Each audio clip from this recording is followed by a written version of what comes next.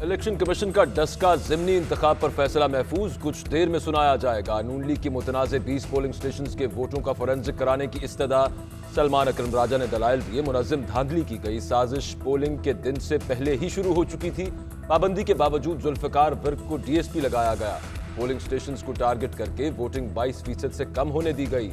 Voters को हरासा किया गया। तहरीक इंसाफ के वकील बैरिस्टर अली जफर बोले, ये कहना दुरुस्त नहीं कि नतीजा ताखीर से आने का मतलब रिजल्ट तब्दील होना है।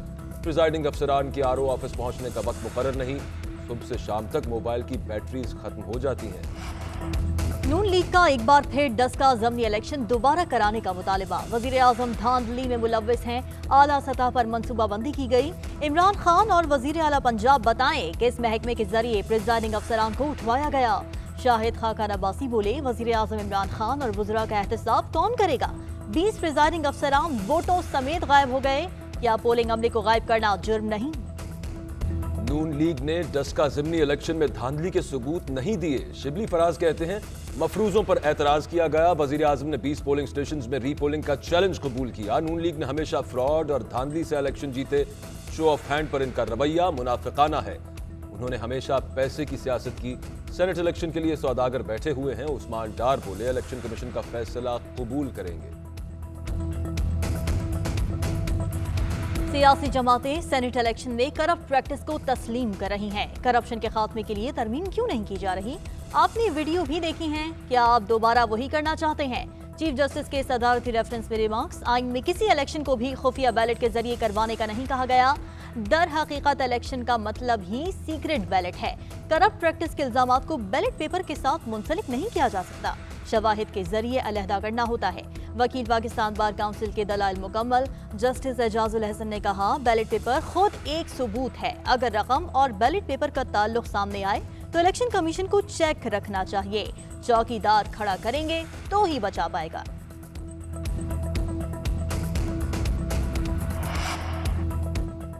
मरियम नवाज और बिलावल भुट्टो में 1-on-1 मुलाकात। मरियम नवाज ने कहा, नून लीग सेनेट इलेक्शन में यूसुफ रजा गिलानी को सपोर्ट करेगी। बिलावल बोले, ज़िमनी इलेक्शन ने साबित कर दिया अवाम PDM के साथ है।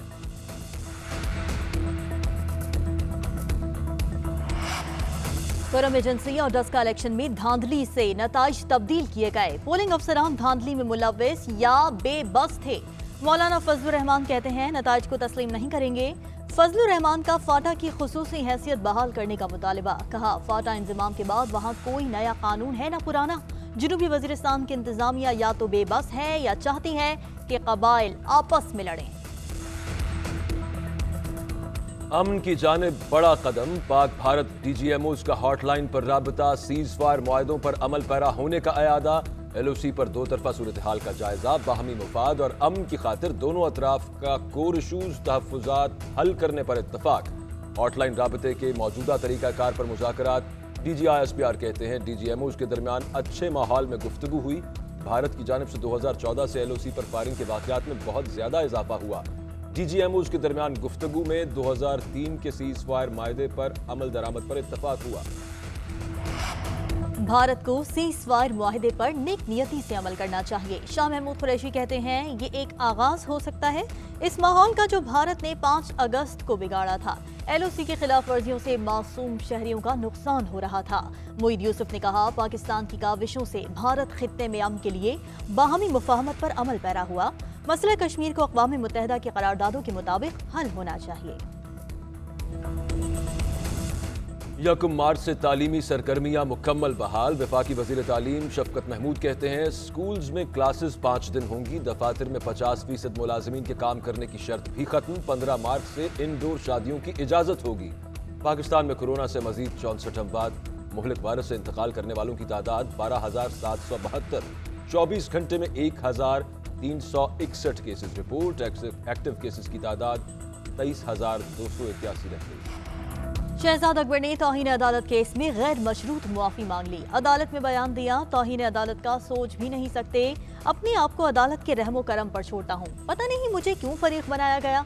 साबिक अटॉर्नी जनरल अनवर मंसूर का एतराज़। जस्टिस रूहुल अमीन ने रिमार्क्स दिए, आप उस वक्त एक जिम्मेदार ओहदे पर थे, इनको रोक सकते थे। जस्टिस सैयद अतीक शाह ने कहा, फैसले को अच्छा करार देते हैं और इसके खिलाफ प्रेस कॉन्फ्रेंस भी करते हैं। अदालत की वजीर आजम इमरान खान को बयान हल्फी जमा कराने की हिदायत। फवाद चौधरी और फिरदौस आशिकावान को नोटिस जारी, आइंदा समाअत पर पेश होने का हुक्म। हलीम आदिल शेख की तकरीर के दौरान सिंध असेंबली में शोर शराबा। ऑपोजिशन लीडर ने कहा, जेल में 50 से 60 क्रिमिनल्स ने मुझ पर हमला किया, बंद वार्ड में रखा गया।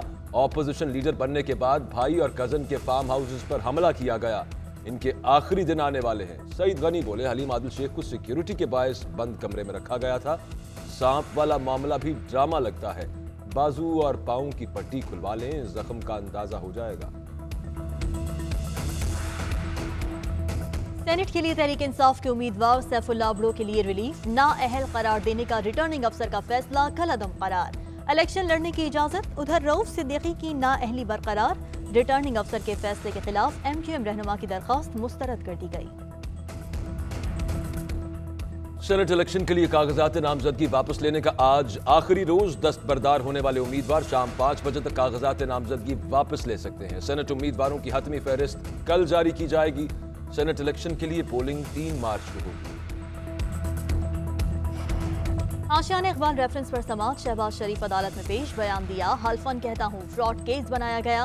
रेफरेंस का एक एक लफ्ज झूठ और फ्रॉड है। जिस कंपनी को हमने ब्लैकलिस्ट किया उसे BRT का ठेका दिया गया। प्रोसिक्यूशन ने सुप्रीम कोर्ट से मेरी जमानत के खिलाफ दरखास्त वापस ले ली।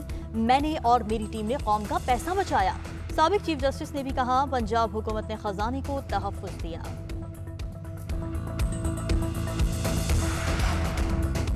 इस्लामाबाद हाई कोर्ट का जुडिशल कॉम्प्लेक्स की तामीर का हुक्म। चीफ जस्टिस ने रिमार्क्स दिए, एग्जीक्यूटिव के काम में मुदाखलत नहीं चाहते लेकिन बुनियादी हुकूक सल्ब नहीं होने देंगे।